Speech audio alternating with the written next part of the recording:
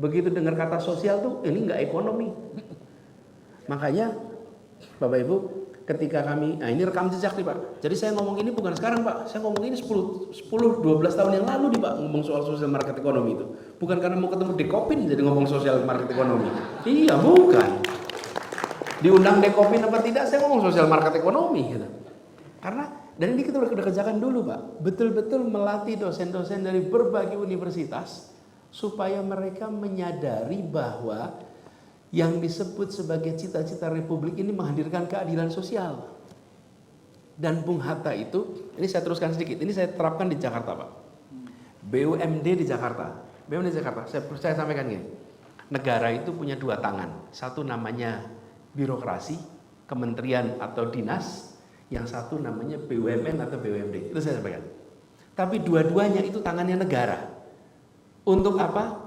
Untuk melaksanakan tugas negara, meningkatkan kesejahteraan, menghadirkan keadilan. Jadi, fungsi badan usaha milik negara itu bukan mengejar keuntungan. Bukan, karena kalau dia mengejar keuntungan, dia menjadi private entity saja. Dia adalah state entity. Dia mengerjakan hal-hal yang justru tidak menguntungkan. Karena itulah dikerjakan oleh negara, karena sebagian dari peningkatan kesejahteraan dan menghadirkan keadilan dilakukan menggunakan mekanisme korporasi tapi not for profit. Ingat nih, mekanisme korporasi tapi bukan sekedar cari keuntungan. Bung Hatta berpandangan begitu. Karena itulah Bung Hatta membicara tentang badan usaha milik negara, mekanismenya korporasi tapi tujuan utamanya bukan cari.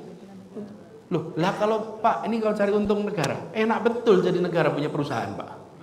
Saya yang bikin regulasi, saya yang pelaku regulasi. Betul tidak? Lah iya, tangan kirinya bikin regulasi, tangan kanannya melaksanakan regulasi di pasar. Oh ya, badi terus, kira-kira orang Jawa bilang gitu Pak. Ya pasti untung Pak. Jadi when you are regulator, then you're not market player.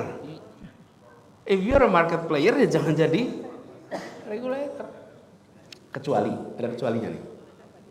Kalau nggak ada kecualinya repot. Kecuali industri strategis yang memiliki national interest yang tinggi. Oke, nah di situ bisa. Ada, misalnya ada bidang science, technology, communication misalnya itu, yang itu strategis. Tapi yang tidak, maka kita ini, saya sampaikan pada para direksi BUMD di Jakarta itu, bahwa ada rekaman-rekaman itu Pak, bahwa tugas Anda itu adalah meningkatkan kesejahteraan dan menghasilkan keadilan sosial. Itu tugas Anda. Pakai mekanisme korporasi. Sementara birokrasi tugas yang sama, tapi mekanismenya mekanisme birokrasi. Ada yang tidak bisa dikerjakan pakai birokrasi Pak. Nggak bisa. Saya beri contoh.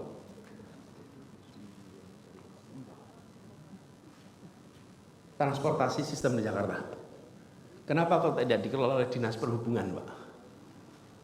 Itu Transjakarta tidak pakai Dinas Perhubungan.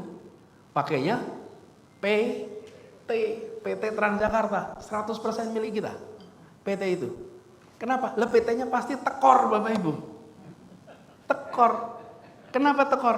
Karena tidak mungkin revenue dari penumpang itu menutup biaya kosnya, nggak mungkin. Di situ peran negara ada. Tapi kenapa pakai mekanisme korporasi? Supaya memiliki ruang untuk mengambil kebijakan-kebijakan yang cepat tanpa terikat dengan peraturan regulasi birokrasi. Mau ganti eselon repotnya nggak kira-kira. Mau memperlakukan promosi sulit nggak kira. Rekrutmen sulit. Begitu pakai korporasi bisa cepat. Jadi korporasi itu dibutuhkan untuk kelenturannya, tapi bukan untuk profitnya. Lah kalau itu nggak usah state owned, itu private entity saja. Jadi dalam bayangan kami ketika bicara tentang ekonomi kerakyatan, ini saya tadi tidak bahas soal ini karena kita ngomongnya koperasi Bapak Ibu. Tapi sesungguhnya pasar khusus ini ada private, ada koperasi, ada state owned, milik negara. Di milik negara itu bukan mengejar untung. Inilah contohnya, kami di DKI Jakarta memberikan PSO, Public Service Obligation, itu sampai 3 triliun lebih kepada PT Transjakarta Untuk apa? Mengangkut warga Jakarta selama 1 tahun. Dia menutup selisih antara revenue dengan cost. Nah, ini kalau negara tidak masuk, ya semua orang pakai kendaraan pribadi. Alhamdulillah di Jakarta, dengan kita melakukan transformasi itu, dari 350.000 penumpang. Ya, harus ada organisasi. Jadi, mulainya dengan gagasan, lalu munculnya dalam bentuk karya. Dan itu memerlukan kerja teknokrasi, ada organisasi, ada rumusan tentang target, rumusan cara, kemudian SOP di situ. Jadi menuju hasil itu tidak otomatis. Saya beri ilustrasi. Kami berencana gagasannya membangun perasaan kesetaraan. Oke, terjemahannya di mana tuh kesetaraan? Semua aspek. Misalnya warga Jakarta ini bagaimana bisa menikmati kotanya secara setara. Bangun taman, bangun trotoar, bangun public transport.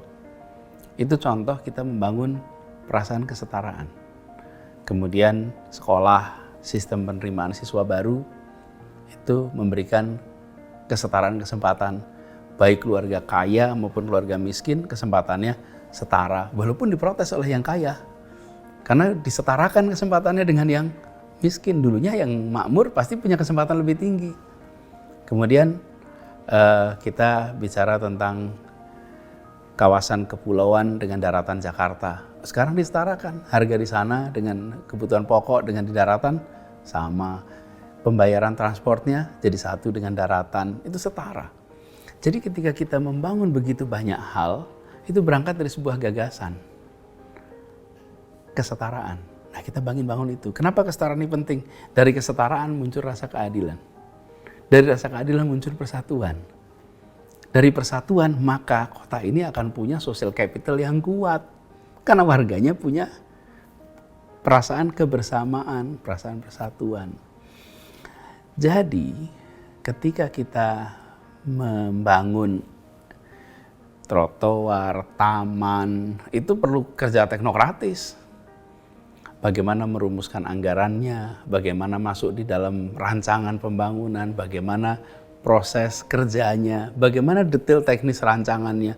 Itu semua kerja teknis tuh yang harus disiapkan. Tapi jangan lupa kerja teknis itu harus dimulai dengan gagasan. Kalau tidak, nanti ujungnya nggak tahu untuk apa ini semua. Alhamdulillah, kami bersyukur bahwa apa yang kita kerjakan ini menjadi barang yang nyata. Misalnya, tadi saya sampaikan tentang transportasi publik. Tahun 2017, transportasi publik di Jakarta itu jangkauannya hanya 42% wilayah Jakarta. Sekarang 87% wilayah Jakarta. Terjangkau dengan kendaraan umum. Dalam jarak 500 meter, dimanapun Anda tinggal, dapat kendaraan umum. 87% wilayah. 13% lagi nih untuk sampai 100%. Oke. Yang kedua, jumlah penumpang per hari meningkat.